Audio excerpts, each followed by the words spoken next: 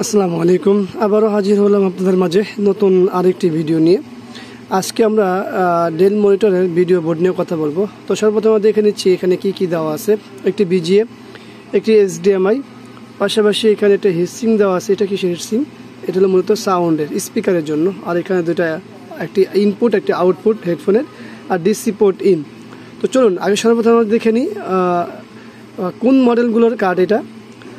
আমরা del S2216 এবং 18 একই কার্ড দেখতে পাই, তবে 16-এর ক্ষেত্রে হয় আমাদের টাচ বার সিস্টেম, আর 18-এর ক্ষেত্রে হয় আমাদের সুইচ সিস্টেম।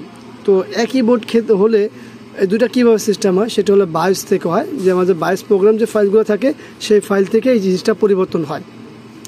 তো সর্বপ্রথম এটা আমরা দেখতে পাচ্ছি ব্যাকলাইটের যে ইনভার্টার, ব্যাকলাইট যে জ্বালানোর যদি ইনভার্টার সেকশনটা, এটা হলো এখানে।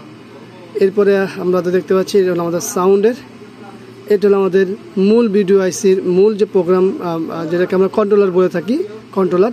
আর এখানে থাকে আমাদের বায়োস, এটা আমাদের LVDS কেবল সিস্টেম। এটা আমরা দেখতে পাচ্ছি বিজিএ, এটা হলো আমাদের HDMI। আর পাশাপাশি এটা হলো আমাদের টাচ বারের জন্য, টাচের জন্য যে কাজটা এটা।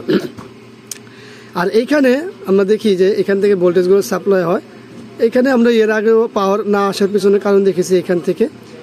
এর মাঝে আমরা আরও দেখতে পেয়েছি যে আমাদের কন্ট্রোলার খারাপ হয়। এর পাশাপাশি আমরা এটাও দেখতে পেয়েছি যে অনেক সময় ইনভার্টার সেকশন শর্ট হলেও এই সমস্যাগুলো হয়, পাওয়ার আসে না। তো পাওয়ার না আসার পিছনে অনেক কারণ থাকে, কারণ ভিতরে এগুলো হলো উল্লেখযোগ্য। আর আরেকটি উল্লেখযোগ্য বিষয় হলো যে টাচ বার শর্ট হলে অনেক সময় পাওয়ার আসে না। তো এই ধরনের সমস্যাগুলো হলে আমরা সমাধান করে থাকি। আশা করি আপনাদের এই ধরনের সমস্যা হলে আমাদের সাথে যোগাযোগ করবেন, আমরা আপনাদের সমাধান দিতে পারবো।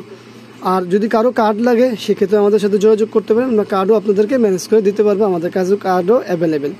তো আজকের ভিডিও আসলে মূলত কি, যে কার্ড নিয়ে কিছু কথা। দুইটি মডেলের কার্ড, একটি কার্ডই দুটি মডেল করে থাকে, তবে পার্থক্য থাকে আমাদের বায়োস প্রোগ্রামের ফাইল থেকে। প্রোগ্রামের ফাইলে টাচ এবং সুইচ করা থাকা এখান থেকে আলাদা করা হয়। তো সেক্ষেত্রে আপনাদের কাছে যদি কারো 16 থাকে, 18-এ লাগালে কাজ করবে, কিন্তু তার সুইচ কাজ করবে না। আবার কারো কাছে যদি 18 থাকে, 16-এ যদি লাগান সেক্ষেত্রে তাদের কাজ হবে, বাট টাচ কাজ করবে না। এতটুকুই হলো পার্থক্য। তো আশা করি ভিডিওটি আপনাদের ভালো লাগবে। ভিডিওটি ভালো লাগলে লাইক, কমেন্ট, শেয়ার অবশ্যই আমাদের এই চ্যানেলটি সাবস্ক্রাইব করে রাখবেন, পাশে থাকা বেল বাটনটি চাপ দিয়ে রাখবেন। আবারও দেখাবেন ইনশাআল্লাহ অন্য কোনো বিষয় নিয়ে আসবেন। এখানে বিদায়, আল্লাহ হাফিজ, আসসালামু আলাইকুম ওয়া রাহমাতুল্লাহি ওয়া বারাকাতুহু।